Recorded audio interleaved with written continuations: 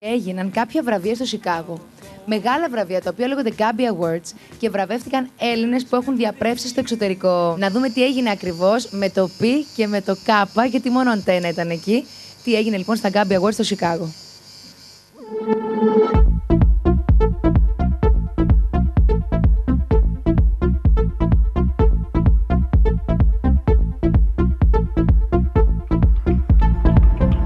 Είμαι ο Βασίλης Πέτρου, βρισκόμαστε στο Σικάγο, όπου σε πολύ λίγα λεπτά θα ξεκινήσουν τα Gabby Awards.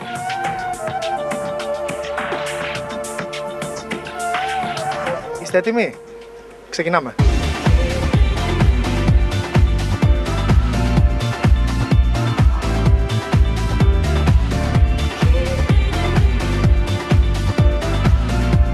Μαζί μας είναι ο Greg Papas, ο οποίος θα μας μιλήσει γι' αυτό. Greg. Γεια σας.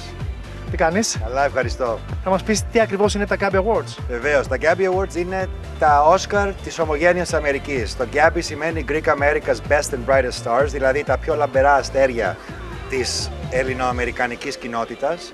Έχουν μαζευτεί όλοι στο Σικάγο για μια λαμπερή βραδιά.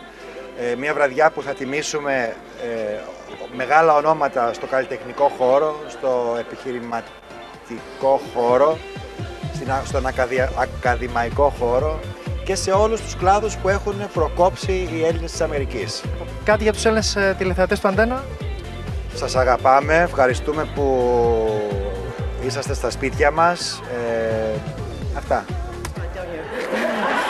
And the Gabby Award, hello.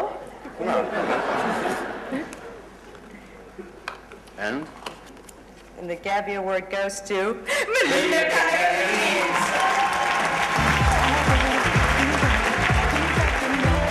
Hi Melina. Μιλάμε ελληνικά. Μιλάς ελληνικά? Τέλεια. Τέλεια.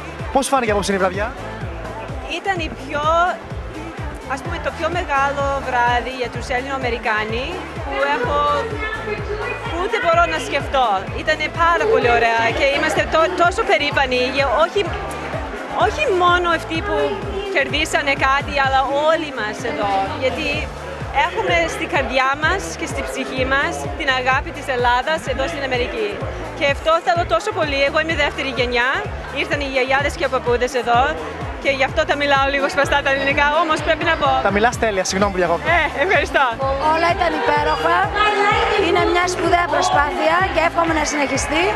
Τα βραβεία Gabby να γίνουν θεσμός και να μαζευόμαστε έτσι εμείς οι Έλληνες της Διασποράς, γιατί και εμείς είμαστε από την Ελλάδα. Ήρθαμε της Διασποράς είμαστε.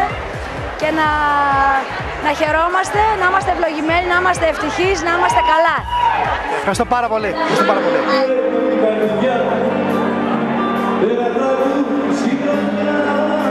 Κώστα μου, καλησπέρα.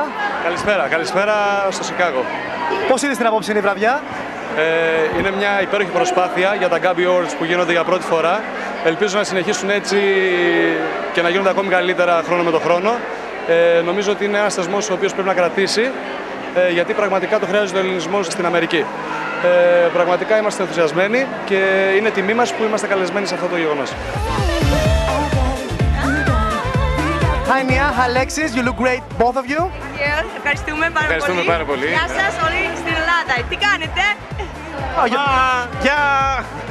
How do you feel about the Gabby Awards? We have Kefi. Και δεν τρεπόμαστε να το δείξουμε. Ναι. Okay, that's great. I'll see you later in the after party. Why are you inviting us?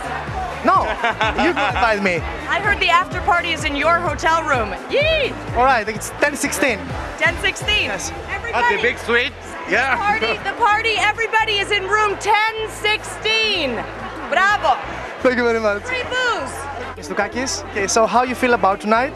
Well, you know, it's really important to have your work acknowledged, but when they acknowledge your whole life, it gets a little intimidating. But I'm pleased to be here. It's wonderful I don't have the opportunity to share evenings like this with other Greek Americans. That's great. Hello, Mr. Yiannopoulos. My favorite channel in Greece. Do you know how many movies we've sold you? A lot of movies. Yeah? Sure, my friend Kostas Andreopoulos used to work there. That's great. Years ago, yeah. So how... Was it good tonight for you? I think it was perfect. I was great. Yeah, you know, I think it's in a funny way, I think Greeks in America have to work a little harder to keep up with being Greek. And for many of us, you know, I feel like, you know, you'll never be fully Greek because you grew up here, but I feel like a Greek who lives in America.